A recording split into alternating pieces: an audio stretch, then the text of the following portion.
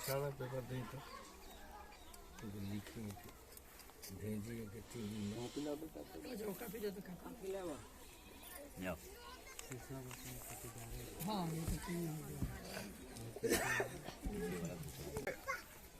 स्वर्गीय रामावतार शर्मा जी के परिवार पर 22/1/2024 को जो काला बादल मंडराया वह अत्यंत दुखद और एक ऐसा मोड़ है जो कैसे काला दिन उछटेगा इस परिवार के लिए। और यह घटना ये छोटका कीर से जो थाना सोनहन कैमूर में ये गांव पड़ता है इनका शर्मा जी का, और ये घटना यहाँ से लगभग 8 किलोमीटर 6 किलोमीटर दूर सिलौटा मोड़ कॉलोनी यानी अंबेडकर चौक पर ये घटी।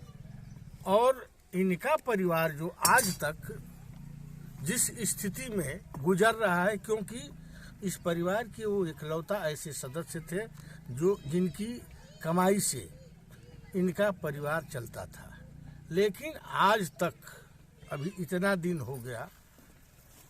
मैं ये कहना चाहूँगा कि इनके जैसे बहुत से तमाम ऐसे गरीब गुरबा के लोग हैं जो आए दिन रोड पर एक्सीडेंटल में या कुछ दुर्घटनाओं के बीच से दुर्घटना के रूप में जिनकी मृत्यु हो जाती है।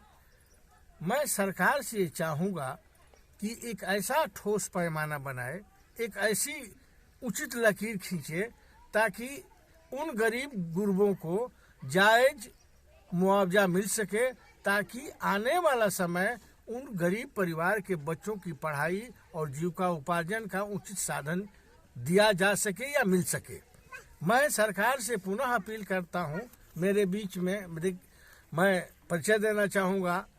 मैं जनतंत्र आवाज़ पार्टी के माध्यम से वर्तमान समय में मैं बिहार प्रदेश का प्रदेश अध्यक्ष हूँ, और हमारे बीच हमारे ही पार्टी के जिला अध्यक्ष भी आए हैं शशिकांत जी, और हमारे स्वजातीय हैं आप श्रीमान, हमारे ही स्वजातीय हैं हमारे वर्तमान विधायक रामसिंह जी, कृष्णा जी, बच्चन जी वगैरह सभी लोग आए हैं।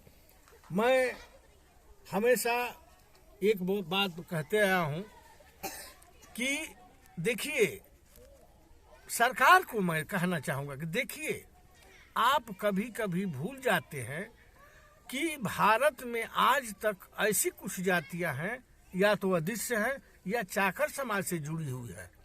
उनके बारे में आप क्या सोचते हैं? यदि उनका परिवार उनके बिना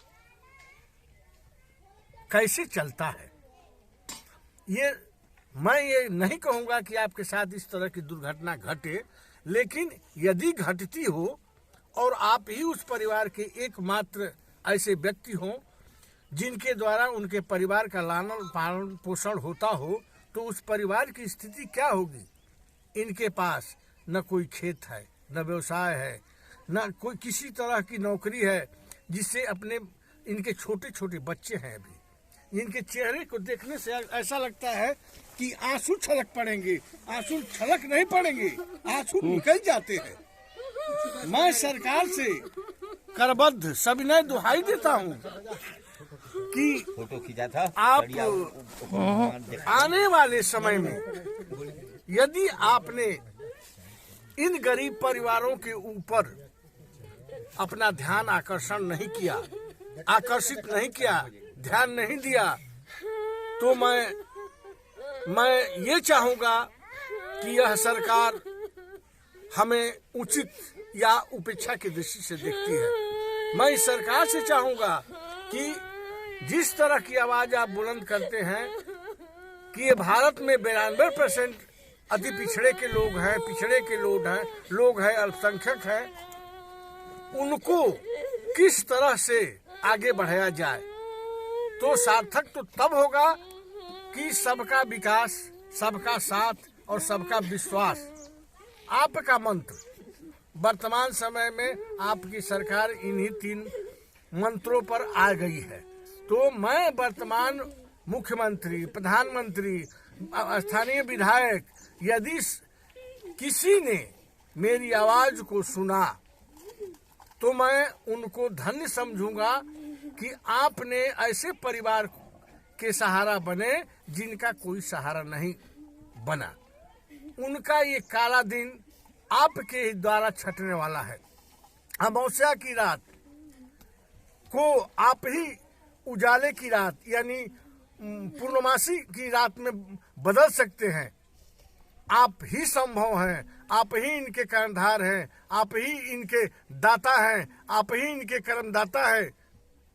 और आपका यही जब आप इलेक्शन में आते हैं तो गरीब, कमजोर, असहाय, दलितों की बात उठाते हैं।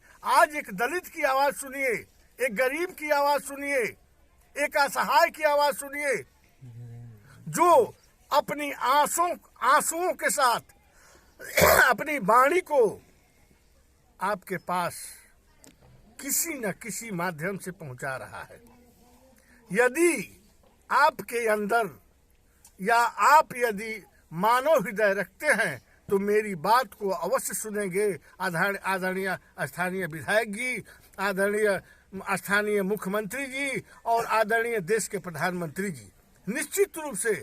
और मैं उन चौथे स्तंभ पत्रकारिता के माध्यम से जो पत्रकारिता करते हैं, कृपया अपनी आवाज को उठाएं कि इस तरह की जो दुर्घटनाएं होती हैं उनके लिए कोई न कोई पैमाना निश्चित किया जाए कि रोड पर किस स्पीड में गाड़ी चले, कहाँ स्टॉप है, कहाँ कैसे लोग जाएं।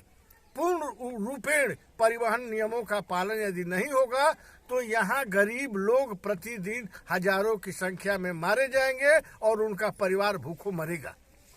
मैं यही कहना चाहता हूँ और पुनः यही अपील करूंगा।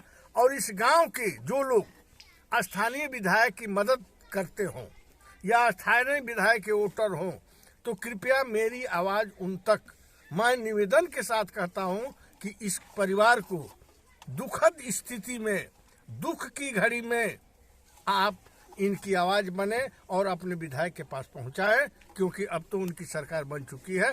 मैं इन्हीं शब्दों के साथ इस परिवार के संवेदना के साथ, दो आंसू के साथ मैं समर्पित होता हूं।